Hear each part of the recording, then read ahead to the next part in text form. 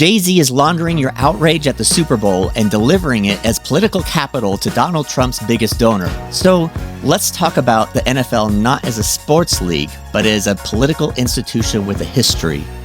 After World War II, the bond between the league and the military was authentic, forged in shared sacrifice. But that feeling, that powerful connection, became a tool waiting to be used. The first modern example of a president trying to wield that tool was Richard Nixon. People have got to know whether or not their president's a crook. Well, I'm not a crook. He was famously obsessed with the game, viewing it as a cultural proxy for his silent majority. Hardworking, patriotic, and orderly. For Nixon, the NFL wasn't just a sport, it was a validation of his worldview, a weapon against the counterculture he despised. Fast forward to the Obama administration, and the weapon becomes formalized. A 2015 joint oversight report from Senators John McCain and Jeff Flake revealed what they termed paid patriotism. Along with sports fans across America, I was appalled to learn last month that many of the ceremonies honoring members of our armed services at NFL games are not actually being conducted out of a sense of patriotism, but for profit in the form of millions of dollars in taxpayers' money going from the Department of Defense to wealthy NFL franchises. It was a multi-million-dollar program funded by your tax dollars, where the Department of Defense paid NFL teams to stage elaborate pro-military ceremonies. This was a deliberate policy choice that weaponized patriotism in a new way, a state-sponsored vision of national pride that, for many on the left, felt hollow and coercive. It was into this environment that Colin Kaepernick took a knee. His protest was a direct reaction to the stage the government had paid to build. Then, the inverse. When Donald Trump took office, he didn't need to pay for patriotism. The stage was already set.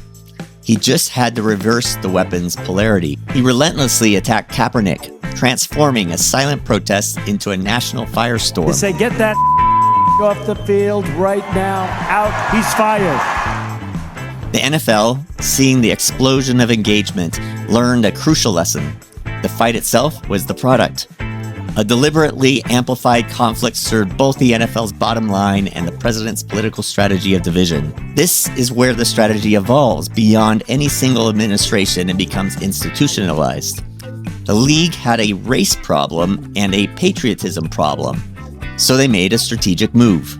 They settled with Kaepernick, and then, in a stunning pivot, partnered with one of the most powerful black men in American culture, Jay-Z. His company, Roc Nation, would now produce the Super Bowl halftime show.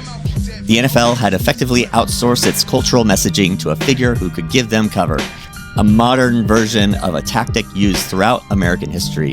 The co-optation of black descent to serve the interests of the powerful. The pattern became predictable. A progressive-leaning artist would perform, a cultural firestorm would erupt from the right, amplified by organized groups allied with Donald Trump.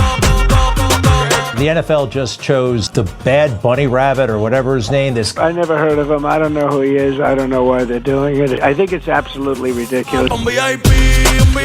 But here's the truly fascinating part of the story, the part where the incentives become clear. While the halftime shows curated by Jay-Z anger the right, Roc Nation has been lobbying for a school voucher program in Pennsylvania. This initiative is the top legislative priority of billionaire Jeffrey Yass, one of the single largest financial donors to Donald Trump. The timeline is clear. The league allowed Nixon to use it as a symbol. It allowed the Obama administration to build a patriotic stage that alienated the left. Then, it allowed the Trump administration to use that same stage to mobilize the right. And now, they've created a feedback loop. Your outrage, your clicks, your posts, your viewership is the raw material. The NFL and Roc Nation package it into a predictable cultural conflict. This conflict generates immense media attention, which Jay-Z can then convert into political influence. And that influence is being used to lobby for the pet project of a man who is simultaneously funding the very political machine that thrives on the division the Super Bowl creates. Your anger is being laundered, cleansed of its source, and delivered as valuable political capital.